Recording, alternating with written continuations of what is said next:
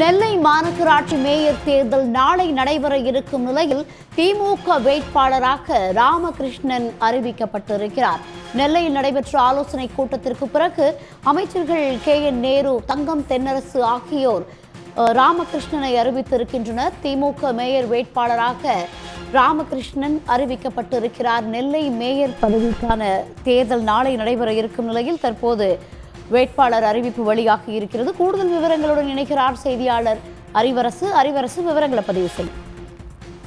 திருநெல்வேலி மாநகராட்சியின் மாமன்ற உறுப்பினர்களின் ஆலோசனை கூட்டம் இன்று நடைபெற்றது. ஏற்கனவே நெல்லை மாநகராட்சி மேயராக இருந்த சரவணன் தனது பதவியை ராஜினாமா செய்ததை தொடர்ந்து இன்று தங்கம் தென்னரசு மற்றும் நேரு அமைச்சர் நேரு ஆகியோர் தலைமையில் ஆலோசனை கூட்டத்திற்கு பின்பு கிட்டு என்ற ராமகிருஷ்ணனை நெல்லை மாநகராட்சி மேயர் பதவிக்கு அமைச்சர்கள் அறிவித்துள்ளனர். நெல்லை மாமன்றத்தை பொறுத்தவரை நெல்லை மாமன்றத்தில் மொத்தம் 55 மாவட்ட உறுப்பினர்கள் உள்ளனர். இதனில் திராவிட முன்னேற்ற கழக மாமன்ற உறுப்பினர்கள் 44 பேரும், கூட்டணி கட்சிகளின் மாமன்ற உறுப்பினர்கள் 7 பேரும், அதிமுக உறுப்பினர்கள் 4 பேரும் உள்ளனர். எனவே தற்பொழுது அமைச்சர்கள் அறிவித்த ராமகிருஷ்ணன் என்ற அந்த கிட்டுவே அவர் மட்டுமே இப்பொழுது அறிவிக்கப்பட்டுள்ளதனால் அவர் நெல்லை மேயராக தேர்ந்தெடுக்கப்பட உள்ளார்.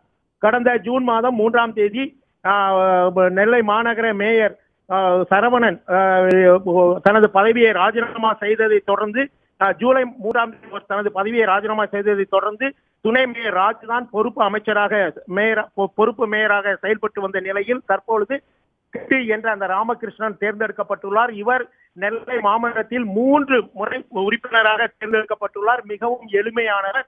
இவர் நெல்லை டவுன் பகுதியை சார்ந்தவர். எனவே இவரை நெல்லை மாமன்ற மேயராக ஒரு கட்சியின் அடிப்படை தொண்டனை நெல்லை மாநகராட்சி மேயராக கட்சி தலைமை அமைச்சர்கள் முன்னிலையில் இப்பொழுது அறிவிக்கப்பட்டுள்ளது. நெல்லை மாமன்ற உறுப்பினர்களிடையே மிகவும் மகிழ்ச்சியை ஏற்படுத்தியுள்ளது. இந்த சூழ்நிலையில் இந்த ஆய்வுக் கூட்டத்தில் நெல்லை பாளையங்கோட்டை தொகுதி MLA வகாப் மற்றும் மாவட்ட செயலாளர்கள், முன்னாள் சபாநாயகர் ஆவடையப்பன் உள்ளிட்டோர் இந்த ஆலோசனை கூட்டத்தில் கலந்து கொண்டுதான் இந்த முடிவை அறிவித்துள்ளனர். தகவல்களுக்கு நன்றி அறிவரசு. சன் நியூஸ் வாட்ஸ்அப் சேனலை ஃபாலோ செய்யுங்கள். QR கோடை ஸ்கேன் செய்து சன் நியூஸோடு இணைந்திருங்கள்.